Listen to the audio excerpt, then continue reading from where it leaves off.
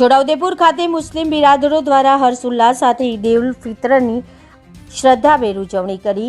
Hijri calendar મુજબ 10મા મહિનામાં એટલે કે સવ્વાલના પહેલા દિવસે આ ઈદ ઉલ ફિત્રનો તહેવાર વિશ્વભરના મુસ્લિમ બિરાદરો દ્વારા મનાવવામાં આવે છે।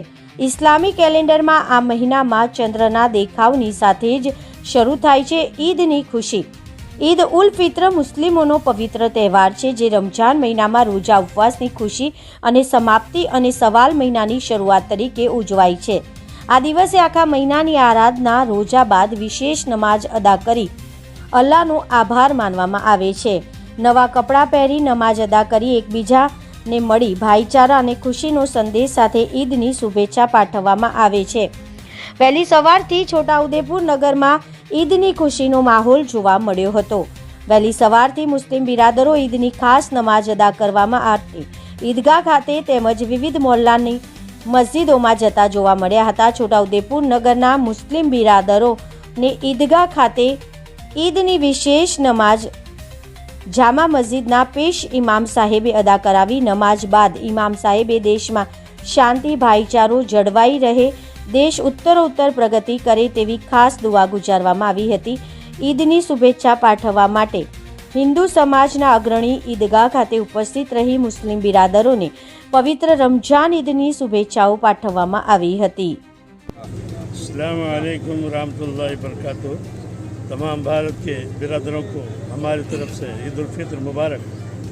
आज के खुशियों के दिन में, रहमत के दिन में हम अपने भारत के लिए दुआ चाहते हैं कि अल्लाह इसे कामयाब बनाए, तरक्कियाँ अता फरमाए और यहाँ पर सुकून और आफियत अता फरमाए और तमाम को एक दूसरे का हमदर्द और भाईचारा अता फरमाए। हमारे दरमियान हमारे भारत में जो भाईचारा है उसे कायम व दायम फरमाए। भारत को बर्बाद करने वालों को अल्लाह तेरे इंसाफ के हवाले किया। हमें तो एक अच्छा हाकिम अता फरमाए जो इंसाफ पसंद हो, नेक दिल हो और आवाम के लिए बेहतरियाँ समझने वाला हो और हमदर्दी करने वाला हो। अस्सलाम वालेकुम रहमतुल्लाहि वबरकातुहू।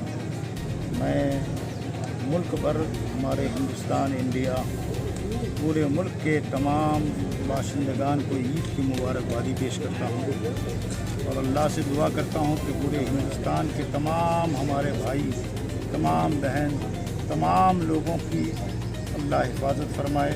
सब आपस में भाईचारगी के साथ रहे, मोहब्बत के साथ रहे, एक दूसरे के दुख और दर्द का सामान बने और एक दूसरे के साथ प्यार और मोहब्बत और उल्फत के साथ ज़िंदगी गुजारे और हिंदुस्तान को मज़ीद तरक्की मिले और इस मुल्क को अमन और शांति का गहवारा बने।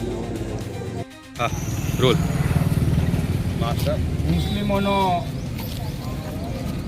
પવિત્ર તહેવાર અને પવિત્ર પર્વ એવા રમજાન ઈદ નિમિત્તે છોટાઉદેપુરના તમામ મુસ્લિમ બિરાદરોને મળવાનું થયું ત્યારે તમામ મુસ્લિમ બિરાદરોને ઈદની ખૂબ ખૂબ શુભેચ્છા પાઠવું છું, અભિનંદન આપું છું અને આપણે બધા સાથે મળીને આ ભારતને વિશ્વગુરુ બનાવવા માટેના પ્રયત્ન કરીએ એવી શુભેચ્છા પાઠવું છું અને મુસ્લિમોનો હર હંમેશા સાથ રહ્યો છે અને સાથ રહેશે એ સાથે અમે આજે છોટાઉદેપુર ખાતે ભાઈચારાથી ઈદનું મિલન કર્યું।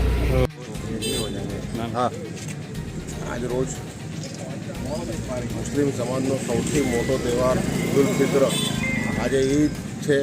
આ પ્રસંગે ભારતવાસીઓને છોટાઉદેપુર નગરપાલિકા વતી અમે ઈદની મુબારકબાદ પાઠવીએ છીએ અને આજે આ ઈદ નિમિત્તે અમે ઉપરવાળાને પ્રાર્થના કરીએ છીએ કે ભારત દેશ ઉત્તરોત્તર પ્રગતિ કરે અને છોટાઉદેપુર પણ પ્રગતિ કરે, બધું નગરનું અને સમગ્ર દેશનું ભાઈચારો એવું જ બની રહે એવી ઉપરવાળાને અમારી પ્રાર્થના છે અને ફરીથી એકવાર છોટાઉદેપુર નગરપાલિકા વતી સૌને ખૂબ ખૂબ ઈદની મુબારકબાદ।